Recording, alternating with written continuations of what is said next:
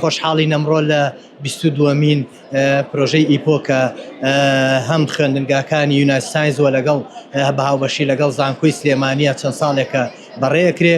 ئەم پرۆژانەی جەنابتانەی بینن پرۆژەی خوێندکارن و پێویستە بە هەند وەربگیرێن، بە دڵنیاییەوە زۆرێک لە پرۆژەکان کێشەکان چارەسەرەکە و ئەرکی حکوومەتە و ئەرکی ئێمەیە کە ڕۆڵی ئەم خوێندکارانە لە بەرچاو بگرین و ئەو پرۆژانەی کە هەیەە بتوانین گەورەتریکەین بۆ ئەوەی خزمەتی کوردستانی پێ بکەین.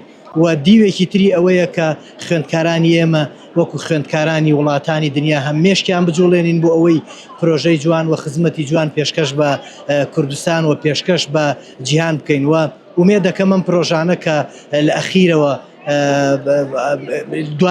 دوای هەڵبژاردنیان ئەبرێ بۆ وڵاتانی تر. ومێ دەکەم پرۆژەکان حکوومەتی هەرێمی کوردستان سەپۆرتیان کا بۆ ئەوەی خوێندکارانمان توانا و تاقەکانیان لە دەرەوەی کوردستانیش پیشان بدەن و جارێکی تر بێنەوە بۆ ناو کوردستان خزمەتی پێ بکەین.